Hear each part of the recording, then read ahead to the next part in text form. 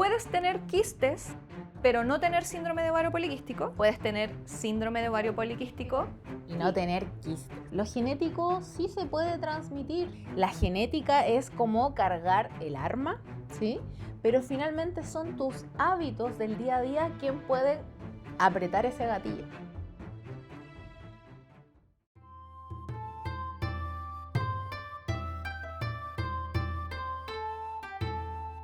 Bienvenidos a un nuevo capítulo de nuestro podcast Gina en Ciencia.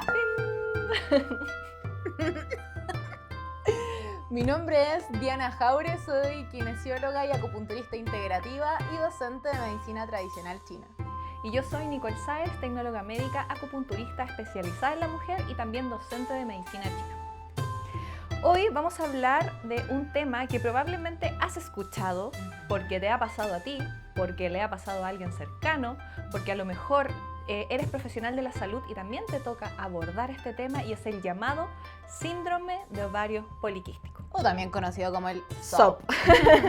Este SOP, este síndrome, de repente hoy nace nuestra idea de grabar este capítulo porque hay conceptos que quizás creemos que no están tan claros.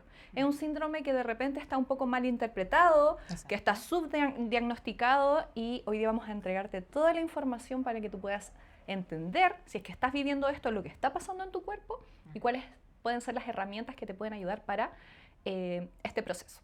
Exacto. Y también ver, ¿realmente tengo síndrome de ovario poliquístico? Porque, ¿qué es entonces? Primero que todo, el síndrome de ovario poliquístico se define como un síndrome, que el síndrome es un gran conjunto de signos y también síntomas que en conjunto crean un síndrome, ¿sí? Y este síndrome de ovario poliquístico es una alteración tanto metabólica como endocrina y que va a afectar hasta el 13% de las mujeres en edad fértil, ¿bien? Y puede estar, ahí ya vamos a hablar un poquito más sobre la etiología, pero está bastante vinculado a un exceso de hormonas andrógenas, como por ejemplo la testosterona, en donde esto te impide que puedas ovular de una forma natural. Eso es a grandes rasgos, y ahora vamos a ir como profundizando cada uno de los temas. Y es importante lo que tocas porque es un síndrome, es un conjunto de cosas.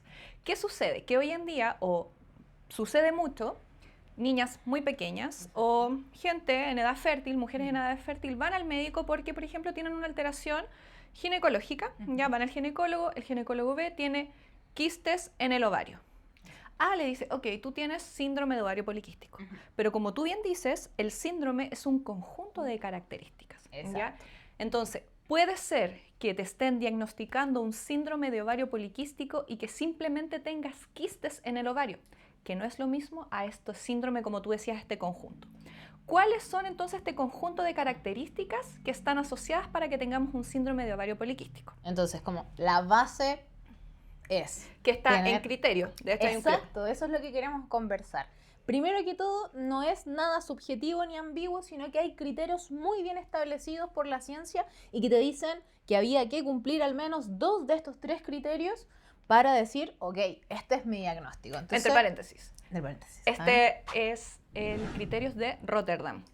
Lo pueden buscar también en internet, ¿ya? Que este fue en el 2003, que pusieron este criterio para unificar, para saber qué es lo que realmente. Imagínense, desde el 2003 hasta la fecha ya se conoce esto, pero aún así vemos en clínica que este síndrome probablemente no ha sido diagnosticado así como muy bien, ¿ya? Entonces, empecemos a ordenar la información. Lo primero que tenía que tener este criterio es que hubiera un hiperandrogenismo, ¿cierto? ¿Qué es entonces? Expliquémosle a la gente qué es el hiperandrogenismo. Ya, por ejemplo, cuando hay un hiperandrogenismo, en palabras muy simples, significa que hay hormonas, por ejemplo, la de la testosterona, que están más elevadas, y ella te puede predisponer a tener, por ejemplo, un acné seborreico aumentado, un hirsutismo, que es el aumento de vello facial, por ejemplo, o una alopecia andrógena, que va a estar relacionada a ir perdiendo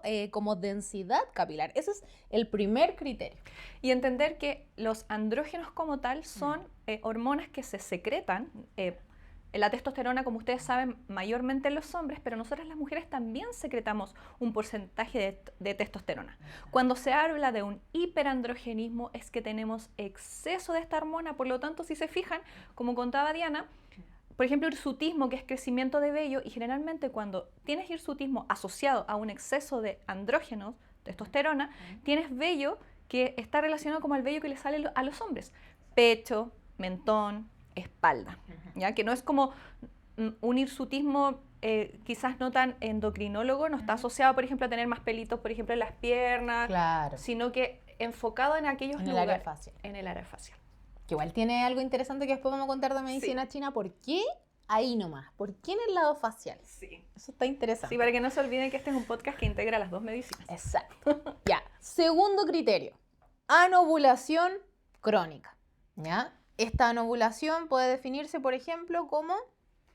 Tenemos anovulación, que es, anovulación significa que no tienes una ovulación en tu ciclo, y si ustedes bajan los capítulos anteriores, recordemos que en el ciclo menstrual, gracias a unas hormonas, tenemos un pic en un momento de una hormona que es la LH, para que no se les olvide porque vamos a hablar de ella. La hormona luteinizante. Sí, la cual genera esta ovulación. ¿Y qué pasa? Hay una alteración en ese aspecto, por lo tanto, no ovulas. Exacto. O puede ser una oligoamenorrea, que es que sea una menstruación irregular, ¿ya? O una ovulación irregular. De hecho, por ahí comentan que si tú ovulas después del día 18, del 18 en adelante, si el día 20, el día 25, tus ciclos son muy largos, también se puede considerar un ciclo irregular, claro, que no te está llegando cada esta cantidad de días que se establece como lo normal. Claro. Y esa oligoamenorrea va a estar como definida que tu ciclo va a durar más de 35 días, ¿ya? Y el común normal o más hablado son el de 28 días, ¿sí? También dentro de esta anovulación podíamos tener otra, ¿cierto? ¿Cuál? La amenorrea. Ah, sí, pues, que como decíamos. Que se parece un poco. Claro, tenemos este nombre desde la anovulación o oligoovulación, que está asociada a una irregularidad en tu ovulación o una no simplemente no ovulación, y en la oligoamenorrea o amenorrea. Oligoamenorrea, una menstruación irregular, y amenorrea sin llegar la llegada de tu menstruación. Son dos conceptos que tú los puedes ir leyendo, pero que al final van enfocados en lo mismo, a que hay una irregularidad o simplemente un cese, ya sea de la ovulación o de la menstruación como tal. Claro, es más, la amenorrea se define un poquito de que tu ciclo podría no estar llegándote en más de 90 días. ¿Ya? Así que para que uno vaya viendo, sí, amenorrea. Claro, no me llega la menstruación hace más de 3 meses, obviamente. Exacto. Ahí, ojo. Exacto, entonces ese es el segundo criterio que deberíamos tener para decir, ok, hay un síndrome de ovario poliquístico. Y el tercero entonces está asociado... Y el tercero a la morfología en sí de que en el ovario hayan folículos inmaduros, es decir, estos quistes, y que ellos tengan algunas características, por ejemplo. Entonces, primero, que en este ovario haya entonces... por ejemplo, más de 12 folículos, ¿ya? Eso es lo primero que debería haber como un criterio de ovario poliquístico. Segundo, que este ovario pese o tenga un volumen alrededor de 10 ml o 10 cc, ¿sí? Y el otro es que cada uno de tus folículos pueda medir entre 2 a 9 milímetros, ¿ya? Es ahí entonces en esta observación de morfología ovárica que ticket debería estar. Entonces, como recapitulamos esto, según este criterio de Rotterdam, tenemos que tener por lo menos 2 de 3. Y eso nos vamos al tiro a lo que partimos diciendo al principio de este podcast, de este capítulo, es que si tú solo tienes quistes en el ovario, no necesariamente tienes síndrome de ovario poliquístico. Porque bajo ese criterio tendríamos, según estas 3 características, tendríamos solo una. Entonces, por eso es tan importante el examen de laboratorio para medir, por ejemplo, tu hiperandrogenismo, que eso es un tema importante porque tú vas y te haces un conjunto de exámenes para ver tu perfil hormonal, estrógeno, progesterona, FSH, LH, ¿ya? Pero hay unas que quizás no se toman tanto, que es la testosterona total, que es la cantidad de hormona testosterona en tu sangre, la testosterona libre, y también tenemos la otra que la voy a decir en inglés porque para darle color, Sex Hormone Binding Globulin. Ok, pero esa disminuye. Eso quiere decir, esa está disminuida. En español es globulina fijadora de la hormona sexual, en específico las andrógenas, que es la testosterona, por ejemplo. Sí, entonces, ¿qué pasa? Que si tú tienes esta disminuida, esta es la que va a captar la testosterona que está libre en la sangre, por lo tanto, si está disminuida va a haber mucha cantidad de testosterona libre, la cual puede estar asociada a mayor signos físicos y clínicos asociados a una elevación de la testosterona, como la vimos, hirsutismo, acné, principalmente, ¿ya? En el mismo laboratorio, ¿qué más podemos ver? Por ejemplo, lo de la insulina, una hiperinsulinemia en ayuno. Sí, ahí nos vamos a meter un poquito más adelante, dame un segundito, pero ojo, la insulina. Sí.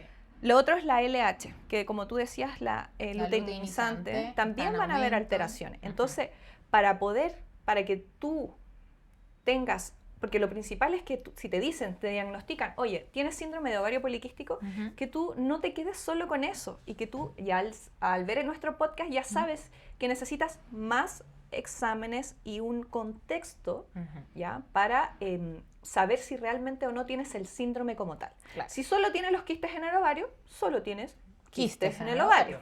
No necesariamente asociado al síndrome. Exacto. Que obviamente el síndrome hace que sea una patología mucho más compleja, ¿ya?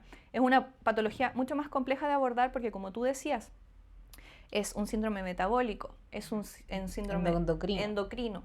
Hay alteraciones ginecológicas directamente en el útero. O sea, tenemos muchas características asociadas. No es solo enfocado en el útero. Exacto. Como muchas veces pasa en la medicina occidental, a diferencia de la china, se enfoca acá. Ok, hay alteraciones en el útero. Pero ya has visto los capítulos anteriores, sabes que puede estar asociado el vasopáncreas, el hígado, el riñón. Las suprarrenales. Las suprarrenales, ¿ya? Entonces es un conjunto para que, ojo, entonces como esto es un poco controversial. Entonces, puedes tener quistes, pero no tener síndrome de ovario poliquístico. Exacto. O puedes tener síndrome de ovario poliquístico y no tener quistes. ¿Ya? Ojo. Bien, entonces, ahora si pensamos en la etiología, es decir, ¿por qué nos da el síndrome de ovario poliquístico? ¿Qué tenemos en la evidencia? Por mi parte, tenía entendido que el síndrome de ovario poliquístico tenía una relación no menor con el exceso de insulina y que ese exceso de insulina me iba a crear, por ejemplo, un aumento de las hormonas andrógenas como la testosterona y eso iba a provocar entonces que mi ovario no se estimule como corresponde porque hay mucha testosterona e impide que el folículo termine de madurar y no madura, se queda ahí y se queda ahí como en hebra de perlas. Sí, como collar de perlas que le dicen que está como corrida de quistes dentro del ovario. Exacto.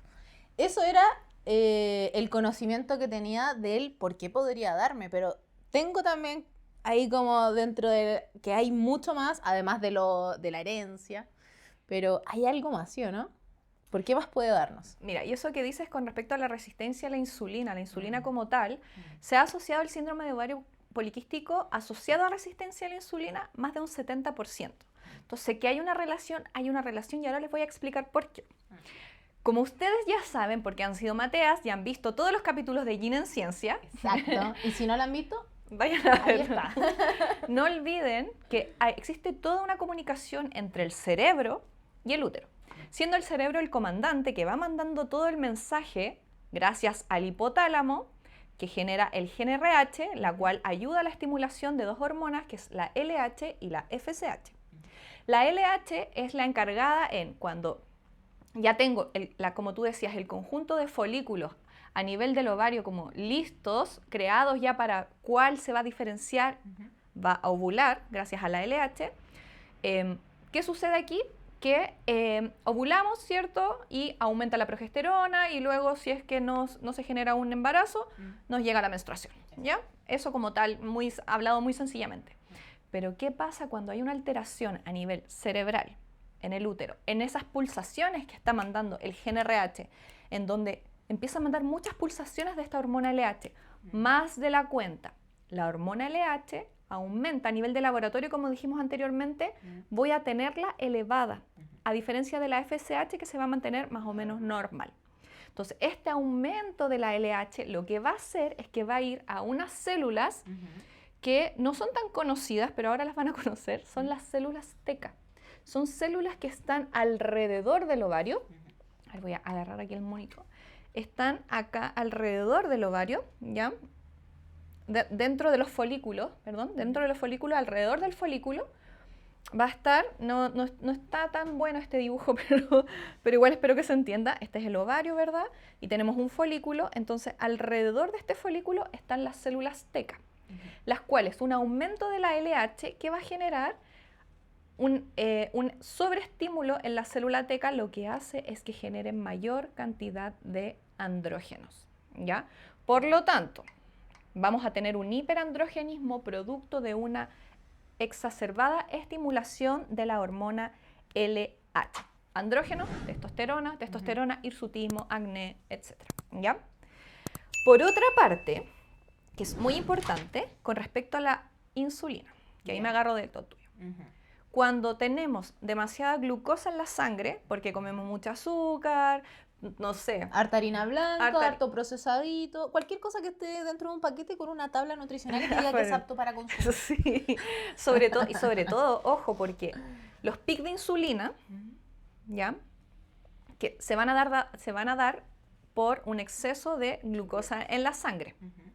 Por ejemplo, lo que es, pero pésimo para cuando tienes una resistencia a la insulina es, no tienes que dejar los carbohidratos o qué sé yo, pero sí, ojo, por ejemplo, con lo primero que te tomes, por ejemplo, antes de comer, antes de ingresar una proteína o una grasa, un jugo de frutas. Eso genera una alteración en el pico de insulina heavy. Así que, ojo, si estás pasando por una resistencia a la insulina. Se aconseja que si vas a comer algo como con carbohidrato y todo, lo tires hacia el final, ¿ya? Comas grasas, proteínas y luego los carbohidratos. Eso como un entre paréntesis, ¿ya? Entonces, si te tomaste un jugo de frutas, te aumenta la insulina en sangre. Y la insulina como tal lo que hace es que también va a ir a estimular las células TECA, ¿ya? Que son estas células que están rodeando el folículo. Por lo tanto, un aumento de la insulina va a generar también un exceso de andrógenos, por lo tanto, un aumento en la testosterona. Entonces ahí voy a tener dos factores. Voy a tener mi alteración a nivel de cerebro, útero, aumento de la LH, generación de más de andrógeno, hiperandrogenismo, recuerden, es una de las 3 características del síndrome de ovario poliquístico, pero además, ¿qué va a estar haciendo tu mala alimentación?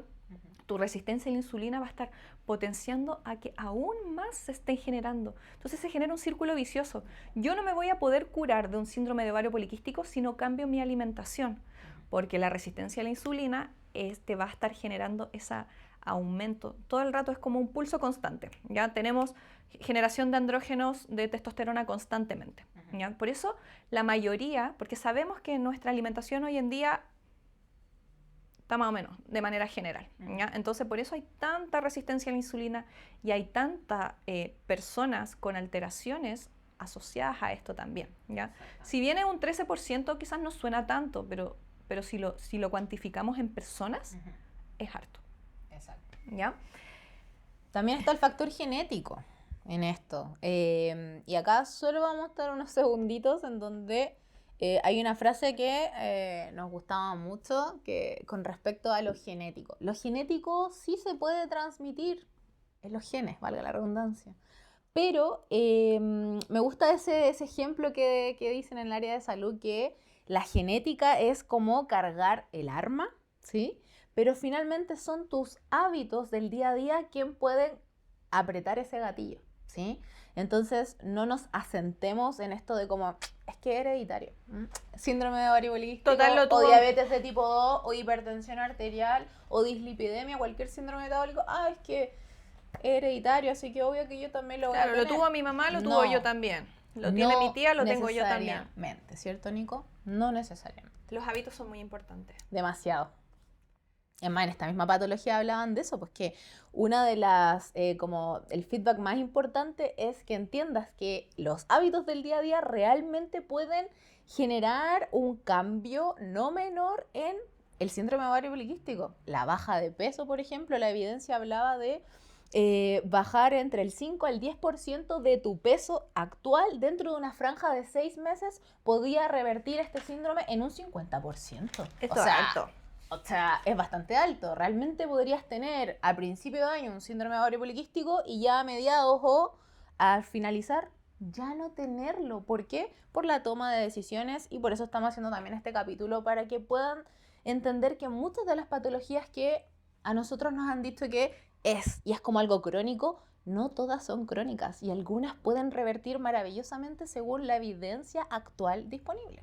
Y puedes a lo mejor por un tema genético tener una tendencia, pero si yo tengo mis hábitos y cambio y entreno, hago deporte y todo, voy a tenerlo a la raya. Es como la gente que tiene, digamos, tendencia a algún cáncer por un tema genético y tiene ahí su célula dormida, pero claro, si yo comienzo a alimentarla con procesado, malos hábitos, mal dormir, cortisol demasiado alto, porque eso es lo otro. El tema del dormir también está asociado a todas estas patologías. Y ahí me meto un poquito al tema del cortisol porque algo que se nos olvidó decir fue que el síndrome de ovario poliquístico hay una clasificación que no es la oficial, es de una doctora, no es oficial, pero es súper amigable para poder entenderlo. Podría hablarse de 4.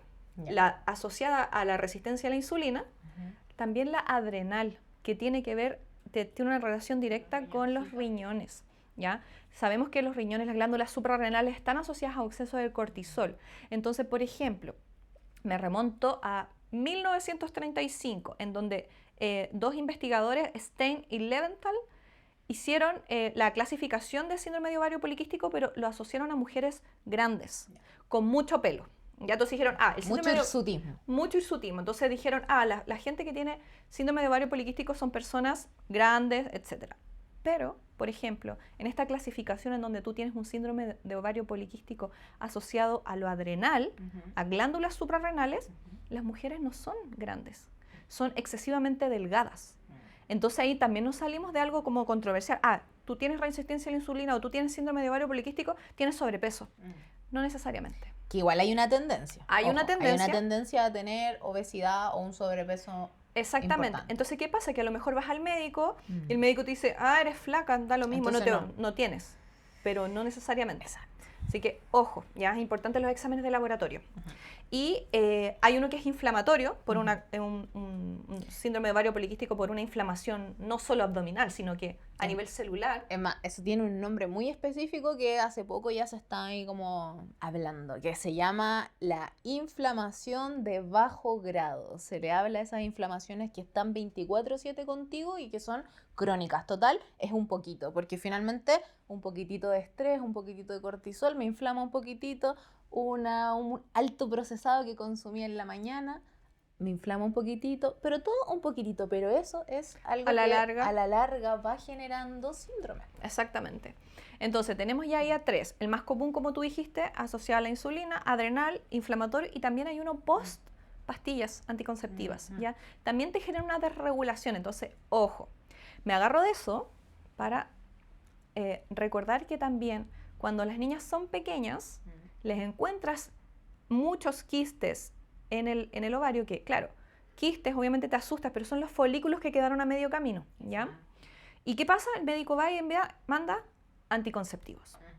Ya la niña está con una menstruación irregular y le pone anticonceptivos. Y le genera una menstruación regular, pero sabemos que es por una privación. No se llama menstruación. No es una menstruación. Entonces, ¿qué pasa? Que vamos tapando. Y esas características en el ovario, de quistes en el ovario, cuando eres pequeña, no necesariamente están diagnosticadas a un síndrome de ovario poliquístico. ¿A ti no te habían diagnosticado? Yo soy exponente de aquello. A mí me diagnosticaron cuando pequeña el síndrome de ovario poliquístico alrededor de los 12, 13 años, en donde, tenía mi menarquia a los 11 años y no me llegaba el periodo todos los meses, por ejemplo. A veces sí, a veces no. Oye, qué preocupante, si recién estás empezando, no es normal, me decían. Ahora nosotros, si viste el capítulo de menarquia, hablamos de eso y que al menos se va a demorar 2 años en estabilizar tu sistema, ¿ya? Entonces me diagnosticaron, me hicieron examen, me hicieron la ecografía, ¿cómo se llama? Superficial en ese entonces.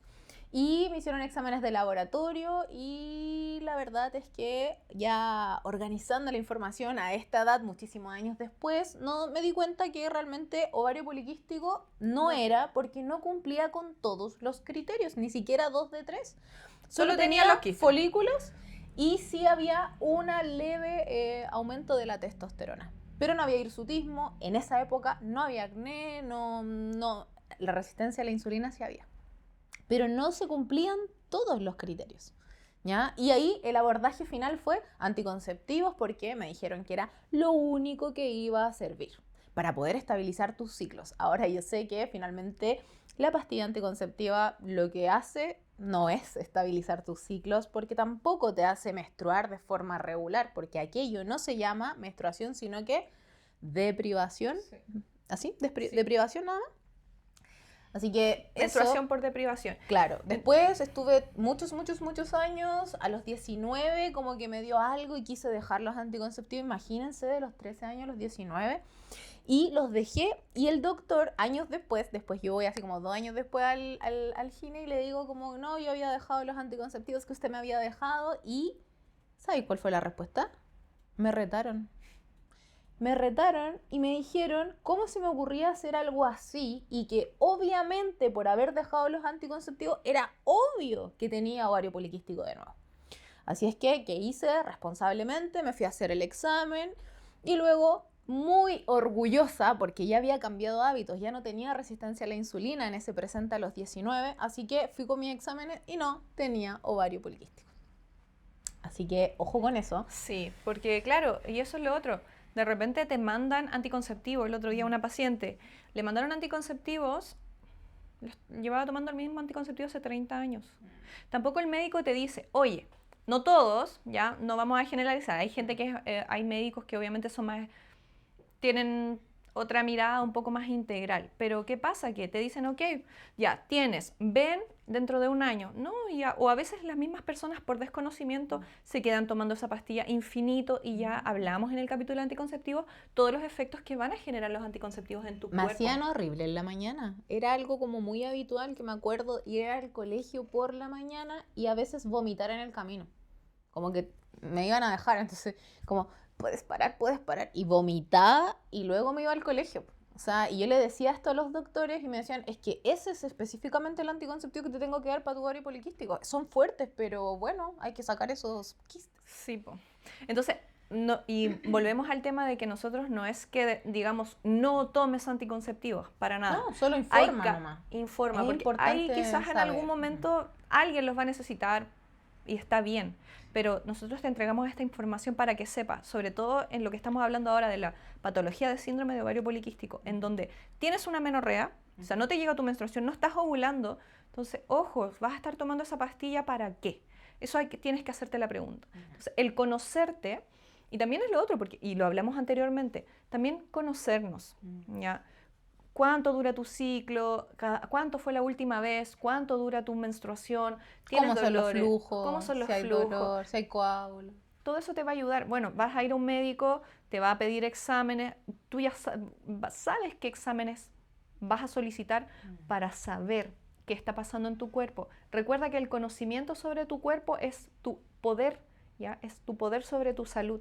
Que más que uno va a poder sanar, uno siempre le entrega la salud al otro. Es uno el que tiene ese potencial. Y con estas cosas que son pequeñas, nos pueden ayudar mucho a mejorar como entre todos. A mí me gusta la frase de como gobernar nuestro terreno. Así como, al menos yo gobierno mi propio terreno, mi propio cuerpo. Nosotras decidimos qué va a ser administrado en ese cuerpo y qué no debería ser, o qué en menor cantidad, porque no es tan beneficioso. ¿Ya? Oye, Diana, y te voy a hacer una pregunta. ¿Cuál pueden ser los efectos que me pueda generar no controlar o no hacerme cargo de este diagnóstico? Claro. Si ya fuiste diagnosticada de síndrome de ovario poliquístico, ¿qué me puede pasar en el futuro? Por ejemplo, en la menopausia o con la fertilidad, o ¿qué puede suceder? Bueno, entonces, súper importante esa pregunta. Es como, ok, tengo este síndrome y bueno, ¿y qué tanto? Ok, vivo con él. Pero ¿hay consecuencias? La verdad es que sí hay consecuencias. Primero que todo es tener como consecuencia un síndrome metabólico, ¿ya? Tener dislipidemias, o sea, aumento de las grasas saturadas internas, de la acumulación de triglicéridos. Puede haber también diagnósticos de diabetes mellitus de tipo 2. Podríamos tener alteraciones cardiovasculares y además la evidencia científica nos dice que a largo plazo podríamos tener algún tipo de cáncer. ¿Qué cáncer? Hay en evidencia cáncer mamario, cáncer de endometriosis y obviamente cáncer de ovario.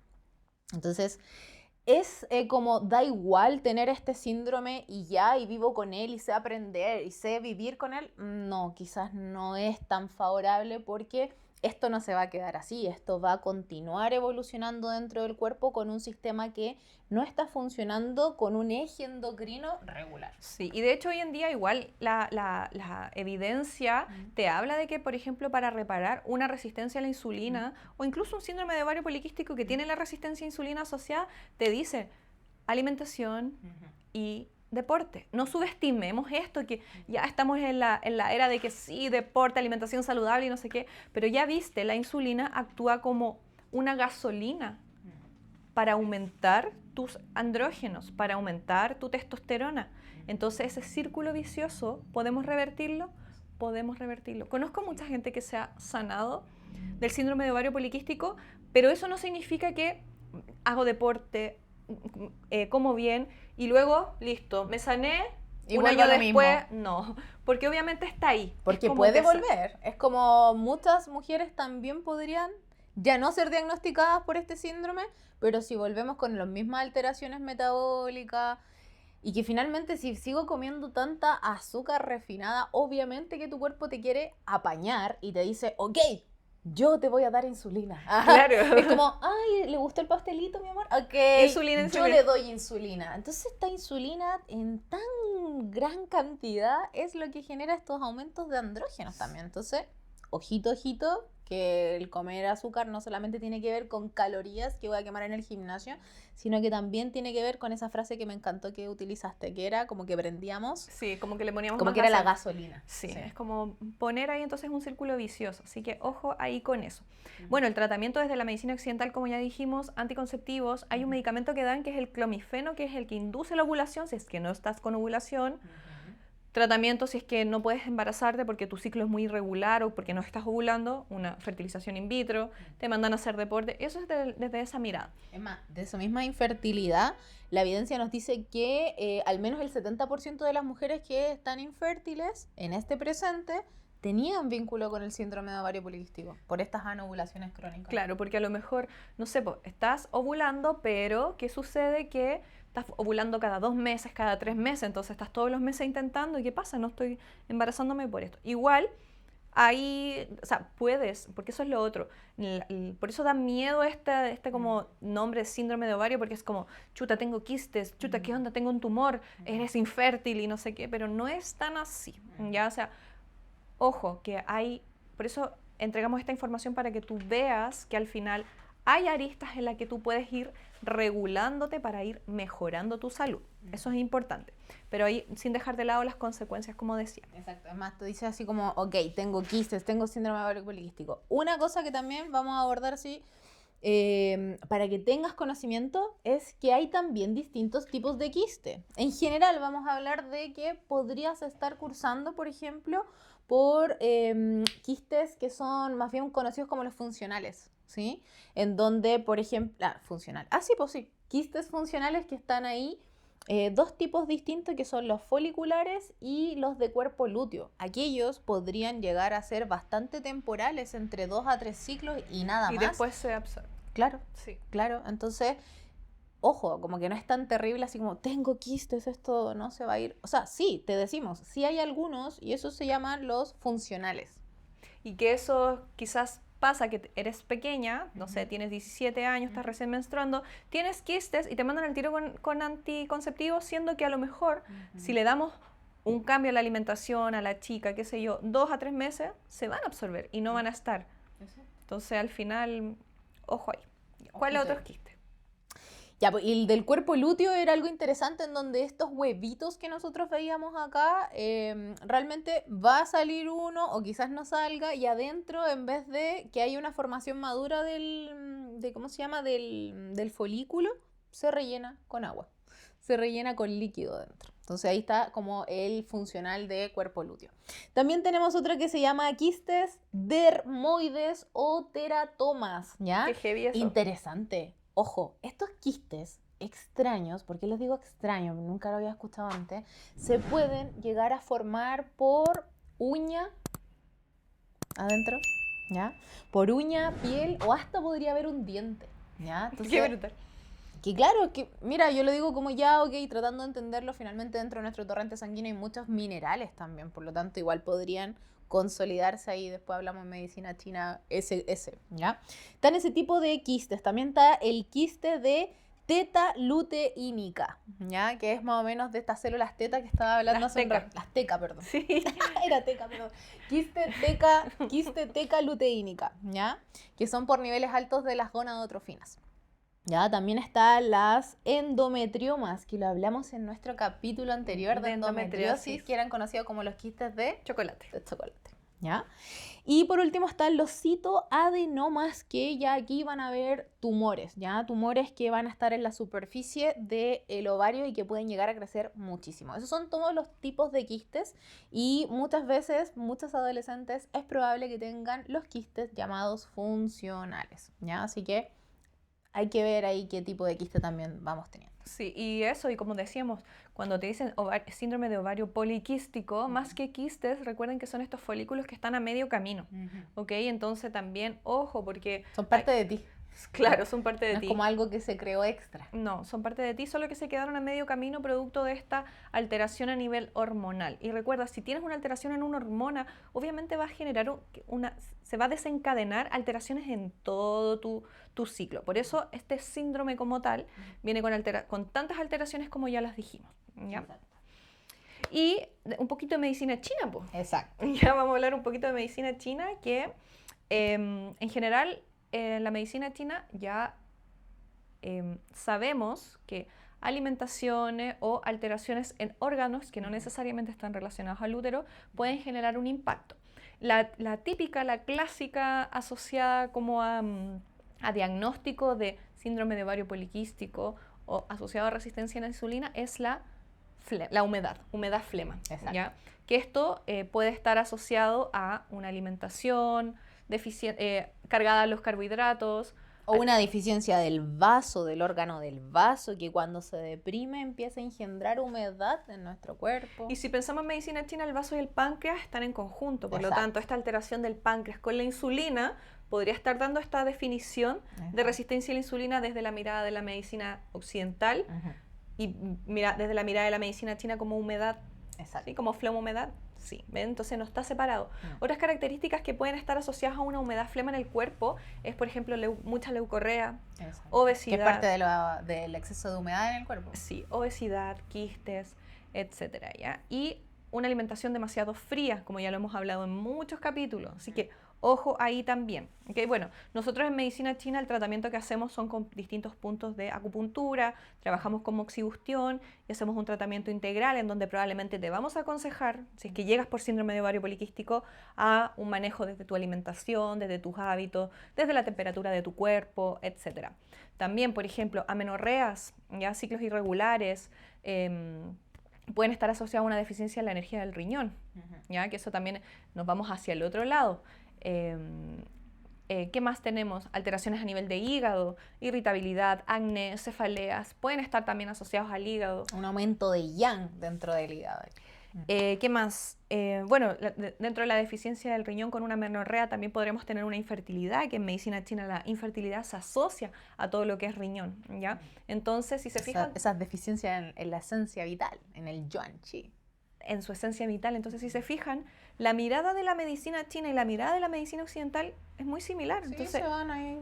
Veo sintomatologías que están asociadas a lo que estamos hablando y lo relacionamos con un órgano que quizás en medicina occidental no lo relacionamos directamente, pero de alguna u otra manera estos se juntan para explicarte desde la mirada de la medicina china cuál es la alteración y cómo es lo que tenemos que trabajar, ¿ya? Que es es un trabajo muy integral, ¿ya?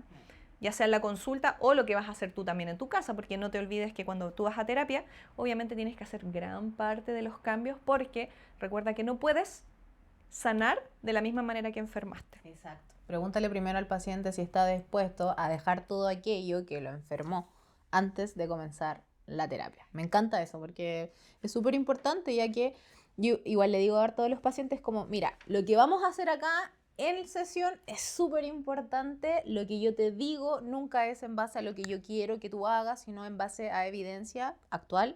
Pero lo más importante es lo que tú haces después de salir de esta puerta, es decir, qué es lo que decides, beber el agua que sea necesaria, comer los alimentos necesarios o moverme y descansar el tiempo necesario también.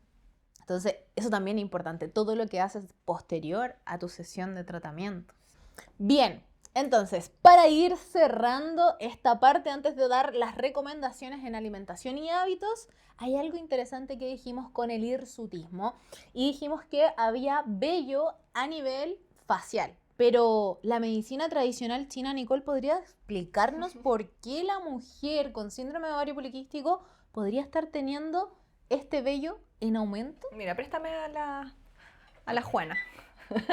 Ya, ahí nomás de lejano, sí, de lejano. Mira, ustedes ya ven, tenemos recorridos de canales en el cuerpo, ¿ya?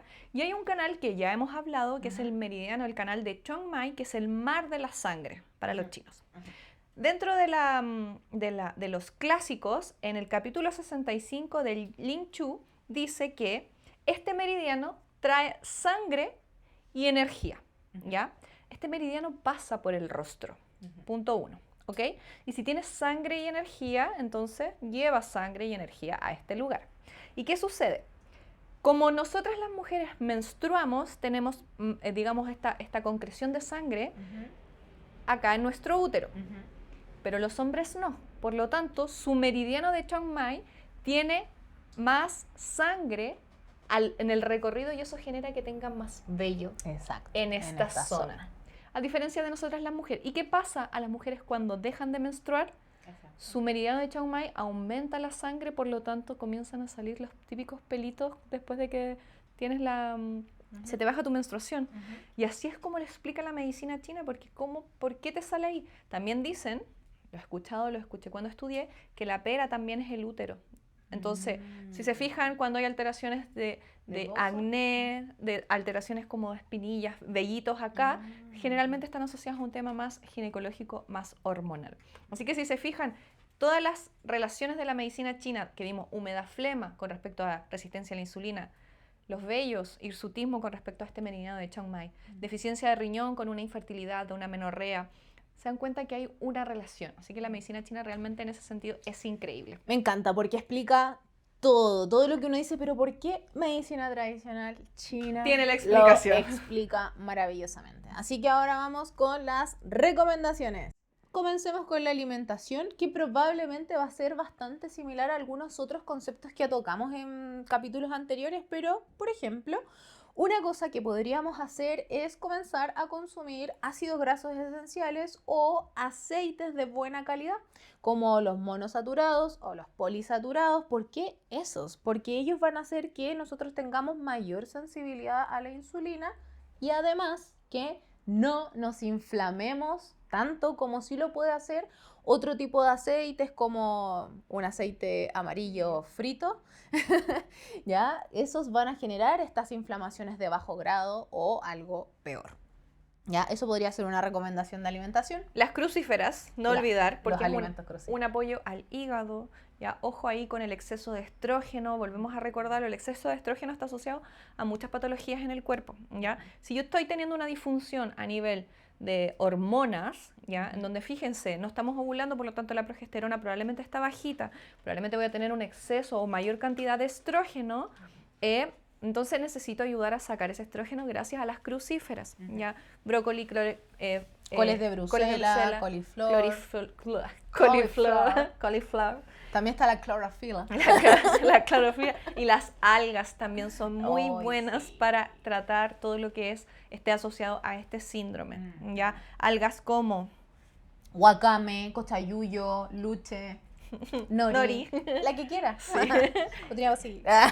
Semillas, Semillas. fitoestrógenos también, asociados como fitoestrógeno, un fitoestrógeno muy potente es la salvia, ¿ya? Como fitoterapia.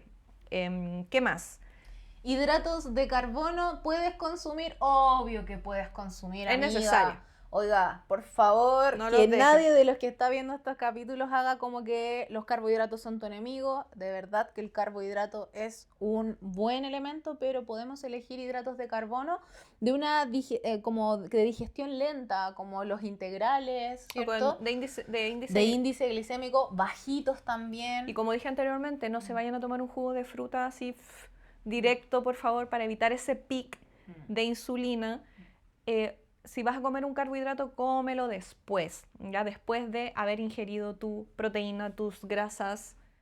Tu desayuno de reina, lleno de grasas saludables, ¿cierto? De proteína. De proteína, ojalá, vegetal, animal, pero Sí. proteína siempre. Sí, porque estamos acostumbrados, el desayuno chileno es como pan con mermelada, ya lo más su fruta. Pero te dicen, pero es mermelada, diet. Pero dice que no tiene azúcar, ¿ya? Pero Sí, ojo ahí. si no tiene azúcar, tiene una gran cantidad de elementos que tú no estás eligiendo consumir y que se va a parecer como al azúcar, y aparte a veces dice sin azúcar, pero tú le ves jarabe de maíz. Sí, po. Entonces al final igual es lo mismo. Desde la recomendación, muy desde de los científicos se aconseja desayunar verduras, grasas y proteínas, ¿ya? Los carbohidratos o las frutas o los azúcares, déjalos para después, ¿ya? ¿Qué más? Alimentos ricos en fibra, principalmente porque estabilizan el azúcar en sangre, y si estabilizan el azúcar en sangre, entonces no voy a tener unos picos gigantes de insulina, que es lo que generaba los andrógenos, estimulación en la teca generando los andrógenos. como la testosterona. Y eso pues sería movimiento, obviamente no pares de Sí. moverte. Y en cuanto a hábitos, eso sería como parte de alimentación. Y en cuanto a hábitos, la evidencia dice, haz cualquier tipo de ejercicio, pero solo hazlo. Y si quieres uno, bueno, te decían cómo realmente podrías hacer uno aeróbico, y que ese aeróbico sea a largo plazo. Es como que no Constante. solamente, no, constancia. Caminar, si caminar es lo único que puedes, entonces camina a un paso moderado. Si andar en bicicleta es lo único que puedes, entonces anda en bicicleta, anda en patines o solo camina. Pero haz ejercicio idealmente. Otras recomendaciones para poder irnos guiando es bajar los niveles de cortisol en la sangre, es Sí, decir, importante. poder reducir el estrés, ¿cierto? Y el mismo ejercicio de forma mucho más periódica, obvio que va a influir, y obvio que también te va a ayudar a disminuir el cortisol en la sangre. ¿Qué otro hábito podríamos recomendar? Antioxidantes. Antioxidantes, ya. La evidencia habla del efecto del antioxidante potente en la salud hormonal. Se habla por ahí del inositol. Estúdienlo. Yo no he profundizado tanto, pero vi mucha evidencia hablando del inositol y la regulación hormonal que genera. Nosotros las mujeres nos ayuda mucho.